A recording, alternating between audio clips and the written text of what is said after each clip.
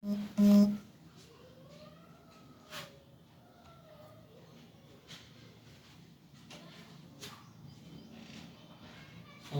शिक्षार्थियों का आज के क्लास में स्वागत है।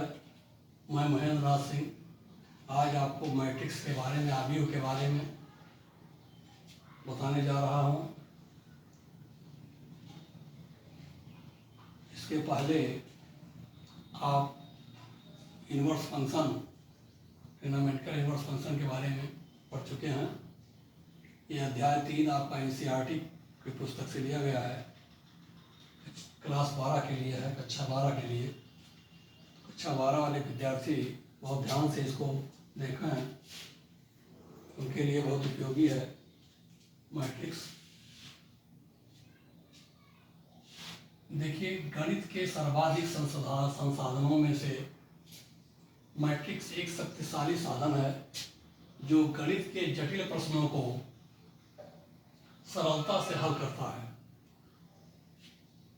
सर्वप्रथम जे सिल्वेस्टर ने 1850 में मैट्रिक्स शब्द का प्रयोग किया, जिसके थियरी का विकास 1858 में आर्थर कैले नामक गणितज्ञ ने विधिपूर्वक किया।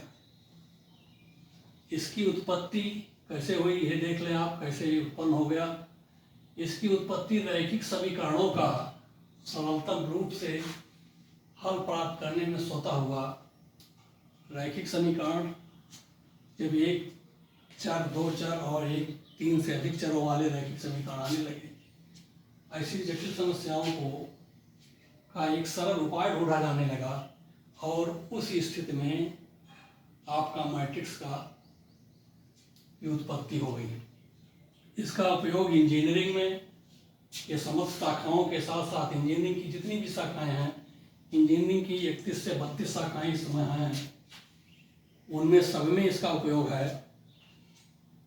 उसके साथ साथ बजट, अनुमानसिकी, अर्थशास्त्र, मनोविज्ञान, औद्योगिक प्रबंधन में, गूढ़ लेखिका में, परावर्तन, घूर्णन, संकुचन आदि में ये इस समय हो रहा है। अब आप देखें आव्यूह का निर्माण कैसे करते हैं। इसका तो इतिहास इस तरीके से है, आजकल इसका उपयोग बहुत व्यापक पैमाने पर हो रहा है। निर्माण कैसे हो गया, देखिए बहुत सरलतम रूप से इसका निर्माण हुआ है। कंस्ट्रक्शन ऑफ मैट्रिक्स में देखिए, यदि 3 मित्र राम, श्याम, मोहन बाजार से कलम, किताब, कापी खरीदने जाते हैं। राम को 3 कलम, 2 किताब, 4 कापी चाहिए। श्याम को 2 कलम, 3 किताब, 5 कापी चाहिए तथा मोहन को 1 कलम, 5 किताब, 6 कापी चाहिए। खरीदना है इनको। अब इस समस्या प्रश्न को हम निम्न प्रकार से प्रदर्शित कर सकते हैं, दर्शित कर सकते हैं, जो बहुत थोड़े में दिखाई पड़ेगा। इतना बड़ा समस्या आपको एक सारणीबद्ध रूप कर दिया जाएगा, जिसको हम मैट्रिक्स के नाम से जानते हैं। देख लीजिए कैसे हुआ है। कलम, किताब, कापी ऊपर लिखा गया है, साइड के में लिखा है राम, श्याम, मोहन। तो राम को 3 कलम, 2 किताब, 4 कापी चाहिए, 3 2 4 लिख दिया गया। श्याम को 2 कलम, 3 किताब, 5 कापी चाहिए, 2 3 5 लिखा हुआ। देखिए बिल्कुल सूचीबद्ध किया गया। फिर इसी तरीके से मोहन को 1 कलम, 5 किताब, 6 कापी चाहिए। इसको एक बड़े कोष्टक में बंद किया गया है और इसी को कैपिटल अक्षर ए से दर्शित किया गया है, बराबर कर दिया गया है। यह एक मैट्रिक्स का रूप बन गया है। आप देख रहे हैं इसमें जो वर्टिकल कॉलम है, इनको कॉलम कहा जाता है।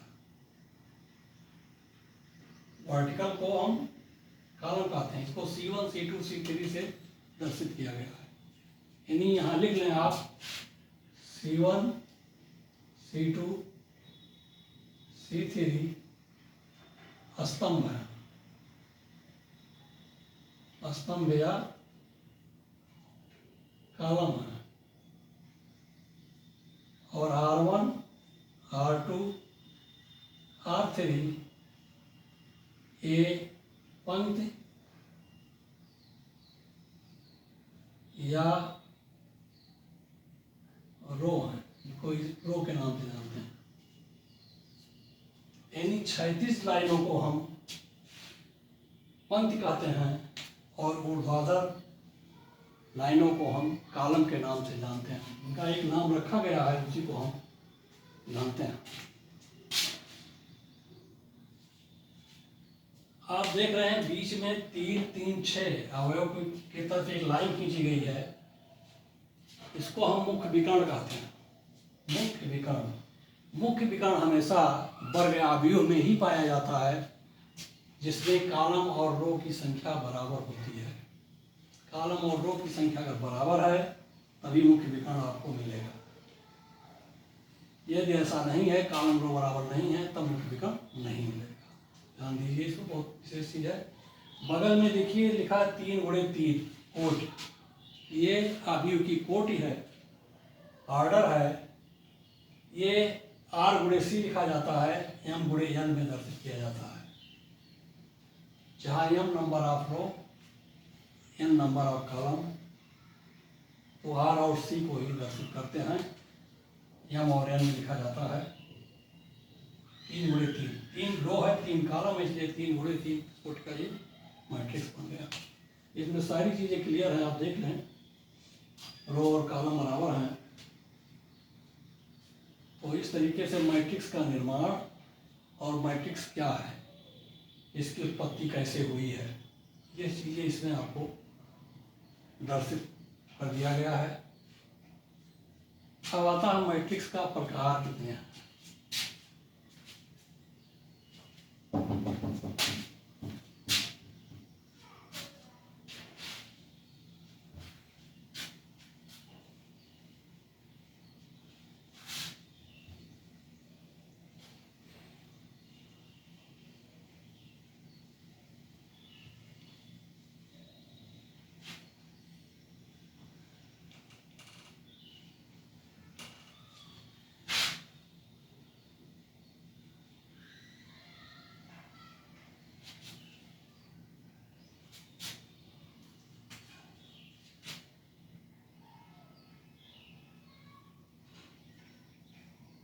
अवयव के प्रकार।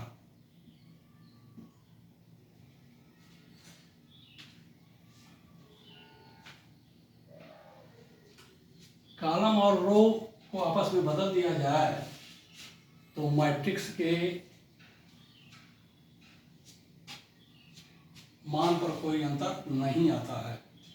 इसीलिए मैट्रिक्स ए को आगे या करके लिखा हुआ है, जिसमें कॉलम और रो को आपस में चेंज कर दिया गया है। आप देखें हैं अभी कि 2 मैट्रिक्स बना करके लिखा गया था और दोनों मैट्रिक्स ए के बराबर हैं। अर्थात कॉलम और रो को बदलने में परस्पर मैट्रिक्स के मान पर अंतर नहीं आता है।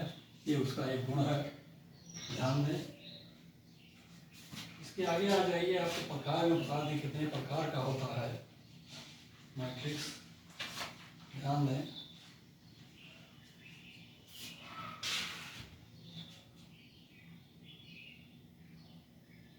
मैट्रिक्स से अवयवों की संख्या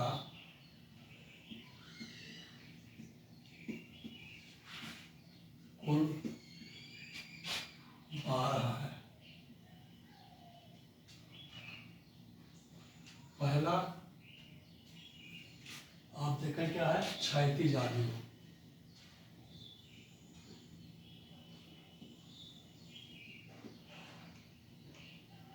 क्षैतिज अवयव में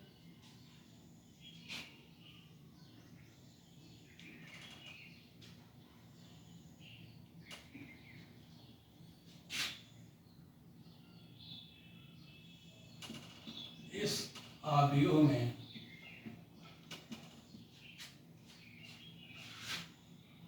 रो इज लेस देन कॉलम, अर्थात R is less then C। यानी पंक्ति की संख्या की संख्या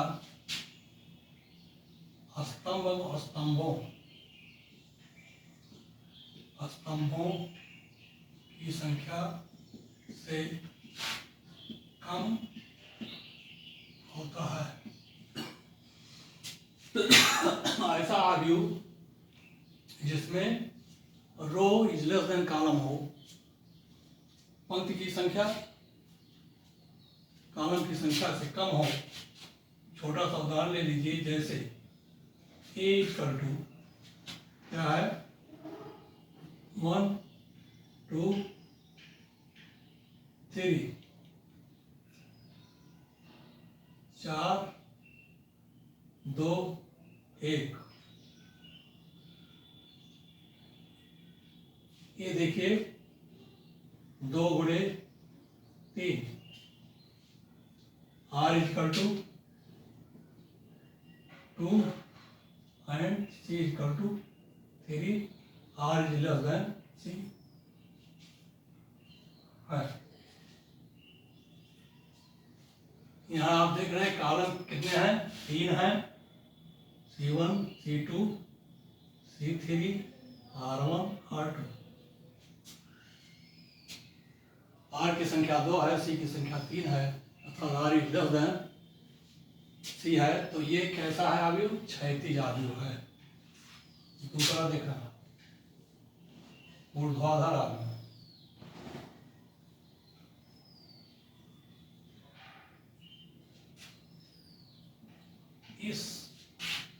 इसमें रो इज ग्रेटर देन कॉलम, अर्थात are is greater than C है, होता है। अर्थात इसका उल्टा है, इसका क्षैतिज आव्यूह का जस्ट उल्टा, यानी इसको हम लिखेंगे जैसे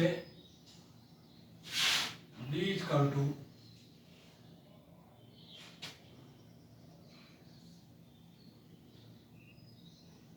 1 2 4 3 and 6 2। ये देखिए C1 C2 R1 R2 R3। यहाँ देखिए इसमें बी में आव्यूह बी में आप देख रहे हैं इसकी कोट क्या बनेगी, 3 गुणे 2।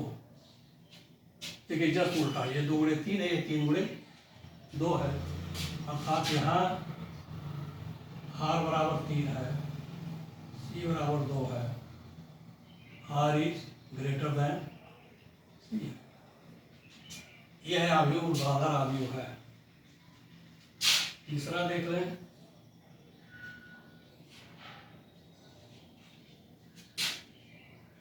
वर्ग आव्यूह। वर्ग आव्यूह स्क्वायर मैट्रिक्स।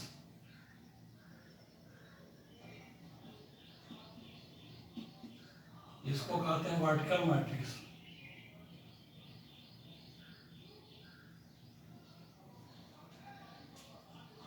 स्क्वायर मैट्रिक्स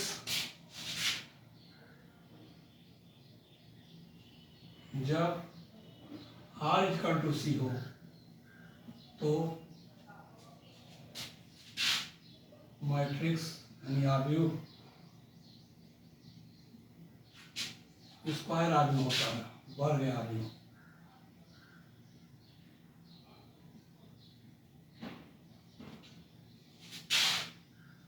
अर्थात आप देख लें एक आव्यूह, जैसे उदाहरण ले लें, ध्यान दें, जैसे ये equal to A B C M R T S B U Z.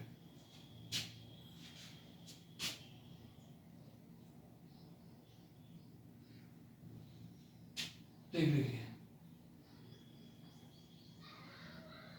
C1 C2 C3 R1 R2 R3। ये 3 गुणे 3 की कोट है, ये वर्ग आव्यूह है। क्या है? वर्ग आव्यूह। इसके विकर्ण पर तत्व तो देखिए, यह है मुख्य विकर्ण, जिसको कहते हैं, नीचे बताया गया है कि वर्ग आव्यूह में मुख्य विकर्ण होता है। यह है मुख्य विकर्ण।